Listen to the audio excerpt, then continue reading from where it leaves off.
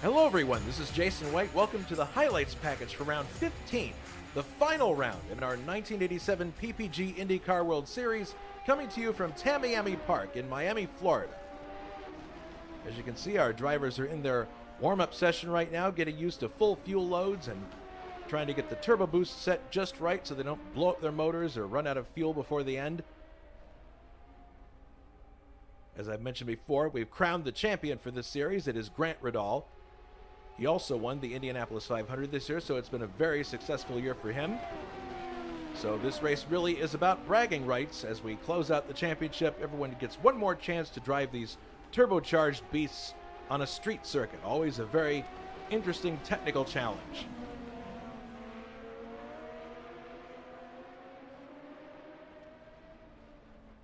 So let's take a look at this Tamiami Park circuit. It is a 1.784 mile layout. 112 laps this evening, or a little less than 200 miles. It is flat as a pancake. There is no elevation change around this course. And it's like a street circuit in a lot of situations, but in other cases it opens up a little bit. What I mean by that is if you go down where that chicane is at the very bottom, there's a lot of runoff space to the right and the left. So if you make a mistake, you should be able to recover from it to some degree and get back on the circuit. If, on the other hand, you have an incident on other parts of the circuit where the concrete walls are right up next to the track, there's not much margin for error there. If you are just off a little bit at where you turn in and where you aim your car for the apex, you could be eating concrete on the exit. And as we'll see in this highlights package, attrition is going to play a big part in this race, because the thing about street courses for a lot of us, including myself, is that you just kind of just run out of concentration at some point and make a mistake. So that's really what this race is all about. It's about survival, it's about concentration, it's about precision for 112 laps. And that sounds like a lot, but these laps reel off at about a minute for each lap for the very fastest drivers. So it is a 200-mile race. It's not an unusually long street race, and it'll be very interesting to see who comes out on top in the end. Maybe someone that we're not expecting, maybe someone we've seen before in Winner's Circle, but one more opportunity here in the 15th round, and we'll see how things play out over the course of this race. Let's take a look at the point standings going into this final round. Grant Riddall is on top. He has 184 points to his credit. John Team is in second. He has 143 points. In third is Nicholas Kirsten with 135 points. Anders Nilsson is in fourth with 133. He is no longer in the series, so Nicholas Kirsten can breathe a sigh of relief there. And then we have in fifth our physics guru, Richard Wilkes. He checks in with 114 points. And once more, let's walk you through the point scheme for this Kart PPG IndyCar World Series. Top 12 scored points. Both finishers and non-finishers scored points. 20 points for first, 16 for second, 14 for third, 12 for fourth, 10 for fifth, 8 for sixth, and then 6, 5, 4, 3, 2, and 1 on down the line. You can score 1 point for pole position, and you also score 1 point if you lead the most laps in the race. All of the rounds, thankfully, count towards the championship total. Everyone knows I hate that mental math that you have to do in some series. No such worries here in the Kart PPG IndyCar World Series. Thank goodness. Let's take a look at the fuel and tire situation for this race. Each driver has unlimited tires for the entire event, meaning qualifying, warm-up, and the race. But each car is limited to 3 full tanks of methanol fuel, 122.36 US gallons, or 463.2 liters for the race. And the drivers must start the race on a full tank of fuel. Coming up at ISO this Sunday, December 21st, it's the ADIATC Bilstein Super Sprint, round 11 of 13. In our 1980 DRM Division 2 series, coverage will start live on our broadcast channel at 2000 CET. Be sure to tune in for this one. It should be a lot of fun. Trivia question for you to ponder while you watch this highlights package. Who won the 1987 non-championship Marlboro Challenge at Tamiami Park? Was it A, Bobby Rahal, Was it B, Michael Andretti, or was it C, Al Unser Jr.? We'll have the answer for you at the end of this highlights package. All right, so we're getting ready now to move to the race session. We'll go through the grid as we usually do.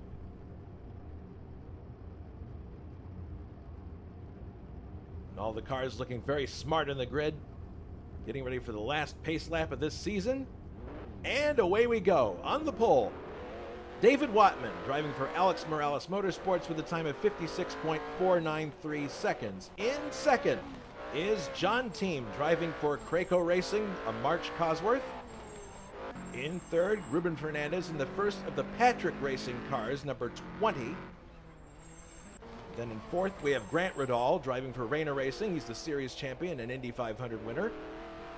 In fifth, we have Nicholas Kirsten driving the Budweiser True Sports Lola number 1. And we have Brian Janik starting sixth in the number 33 Skoll Bandit car. Seventh, we have Juha Boss driving for AJ Foyt Enterprises, car number 14.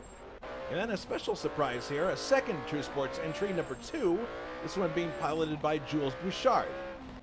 In ninth is Richard Wilkes driving the Valvoline Special number 15 for Gallus Racing. In 10th, we have David Saber driving the Vince Granatelli Racing number 4, STP. In 11th, we have Ray Rodal driving the number 22 Dick Simon Racing Lola. In 12th, we have yours truly driving the Neuenhaus Racing Lola number 5 with Chevrolet power. And then we have for the Pennzoil Special and Penske Racing, Ivar Kangsepp from Estonia in his first start with ISO. And then we have the second of the Patrick cars driven by Alberto Aquino, number 7. And to round out the field, Bruno Chacon driving the Leader Card Racing, card number 24. Green flag, and the race is underway. Heading into the first turn, and already there's a battle for the lead. John Team is shooting up the middle and trying to take the lead away from pole sitter David Watman, and he has. John Team leads, Watman in second, Kirsten is third. It appears Grant Riddall's in fourth, and everybody seems to be getting through these first few corners okay. That's good to see. Heading out towards the chicane, and look at this. Looks like Grant's going to try to make a move on Kirsten going into the chicane, but no, he's got a slot back behind Kirsten as they exit. Kirsten stays in third. Grant Riddall is in fourth. Here they come through this sweeping turn. Back to the right.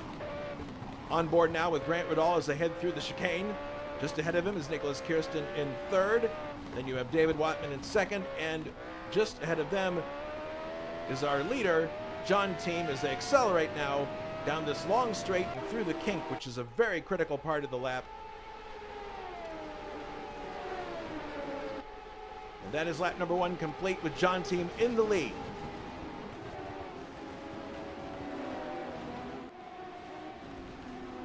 Now looking at lap number 2, and we're with Grant Riddall. Still pursuing Nicholas Kirsten, but it looks like he's going to make a move here. Yes, he pulls out. Maybe a little bit of boost action going on here. And he not only takes Kirsten, he takes David Watman as well. He jumps 2 positions all the way up to second place. Fantastic move by Grant Riddall. Looking back now from Grant's car, the cars he just passed. And they're staying right with him, though. They're not going to let him get away. This is a track where you really have to hustle the car in order to be quick. And doing that for 112 laps is going to be difficult, even for the best drivers we have in this league. As they go through the chicane one more time, Grant having solidified his second place ahead of Watman and Kirsten. Now we're on lap number 3, and here is Nicholas Kirsten coming onto the main straight, looking at David Watman, perhaps looking to pass. And yep, here he goes, pulling out to the right. This is a popular place to overtake here, as you can crank up the boost and take the position quite easily, but you've got to do it before that kink, because that is a one-groove part of the racetrack, and you don't want to be caught out there side by side. Now on to lap 8. Kirsten again, running with a little more breathing room this time, but unfortunately makes a miscalculation going into this kink and bounces off the right-hand wall, then the left-hand wall, and that is it for him out of the race. Very, very unfortunate. And just 2 laps later, here comes Grant Riddall for the lead on John Team, and he gets it done just before the kink. Very decisive maneuver there by Grant Riddall. He is our new leader as they head through turn number 1. Looking back now at John Team, and it'll be interesting to see if John can retaliate later on during the race. But Grant Riddall is your leader for now. Moving to lap 18, and this is Juha Boss in 7th place for AJ Foyt Enterprises as he goes through the start-finish area. He's got Brian Janik there for close company as they exit turn number 1. Oh, dang. And that's too bad because Juha lost both his front and rear wing when he glanced the wall there, but Juha, ever the professional, is driving at a reduced speed, so he gets it back to the pits without involving anyone else. Now lap 32. This is Ruben Fernandez, also in the start-finish area.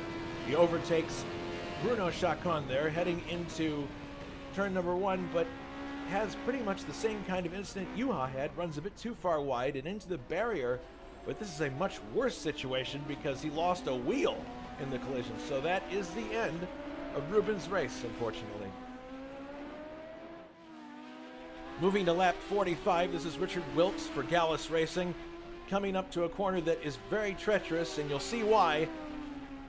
Right there, that edge of the wall is right on corner exit, and unfortunately, Richard Wilkes glances that wall and is out of the race. Now, on the exact same lap, behind him on the road, we have David Saber driving for Vince Granatelli Racing, and this is a rather graphic example of what can happen if you're not pinpoint precise on a street course. He glances the curb here and it sends him to the left into the wall, and that's all it took. It was just a small miscalculation, but on a street course that is all it takes sometimes. Unfortunately, David Saber out of the race as well.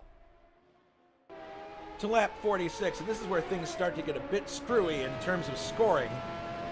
Several drivers making pit stops actually lost a lap on exit. And that also happened to John Team, who we see passing Brian Janik here for 2nd place in the scoring, but in reality, he was much further ahead on the road. Kudos to John and other drivers for sticking with it, even though something was clearly wrong. We made fixes after the race and got everything where it needed to be in the XML file. Now here, lap 54, this is Little Al driving for Patrick Racing, an Ilmore Chevrolet V8. Said he was keeping the temperature below the safe margin to make sure the engine would last, but there is the telltale black smoke, the engine letting go, and Little Al out of the race.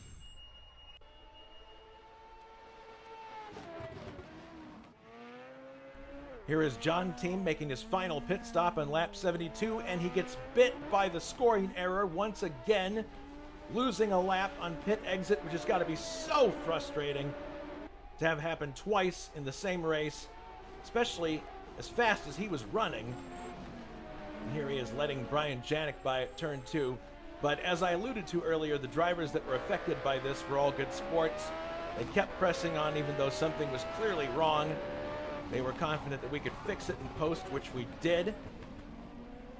And John Team to this point having a very smooth race. But on the next lap, coming through the start-finish area, he just goes a bit too far wide, hits the barrier at the kink, loses the rear wing, and that is not something we can fix in an XML file, unfortunately. So John Team is going to have to go around to the pit lane and get repairs to continue, and thankfully he was able to do that without incident. Now this is yours truly on lap 90. I was up to 4th place. I suspected that was wrong, and it was, because of the scoring errors. But this is an example of what happens when you run out of concentration. I missed my braking zone at the chicane, bound over the curb, and boom, into the wall, out of the race. Not happy about that, but at least I was able to salvage some points in 6th place. Now here, lap 91, this is a pass that the scoring considered to be real, but in actual fact it was not. This is John Team passing Bruno Chacon for 4th place. In the end, John Team would be given back 3 laps because he made 3 separate stops. The second one was his final fuel stop, and the third one was for repairs. Now we move to the final lap of the race. Grant Riddall in the lead, unhurried, unbothered, and ready to put a cherry on top of what has been a fantastic season for him, winning the PPG Cup and the Indy 500 for Rayner Racing. Right from the start, it was clear that Grant was very comfortable in these cars, and we had a lot of other potential suitors for the championship, but Grant was just in a class by himself this time, and here he comes into the second to last corner. One more turn to go, the kink, and he will have captured another win in the series, finishing off the championship in style. Here comes the kink to the right. Acknowledges the pit crew there, and there it is. Grant Riddall wins the last round of our 1987 PPG IndyCar World Series at Tamiami Park. Here is Brian Janik, who is eventually going to finish in third once scoring changes were made. And those points are enough to put him in fifth place in the final points tally. So a very good result for him and a good season as he comes across the line to finish the race. And here's our pole sitter, David Watman, who is going to finish in second place on the lead lap after the corrections were made. So a very, very good result for David. He's driven great all year. And here is John Team doing a bit of a celebration in turn two. He would finish in fourth place after his laps were given back to him. And then the last car on the track was Bruno Chacons, and he would finish in fifth place. Great result for him. So here are the final point standings in this series after 15 rounds. Grant Riddall with 205 points, John Team with 155 points, Nicholas Kirsten and Anders Nilsson unchanged, 135 and 133. And then, as I mentioned before, Brian Janik enters the top five with his finish in this race, 123 points. So a very exciting series all around. A lot of people had great races throughout, and this one unfortunately was marred a bit by the problems of scoring, but thankfully, by watching the replay, we were able to see where those laps were lost, add them back in, and fix things. So now to the trivia question. I'll read it one more time. Who won the 1987 non-championship Marlboro Challenge at Tamiami Park? Was it A, Bobby Rahal? Was it B, Michael Andretti? Or was it C, Al Unser Jr.?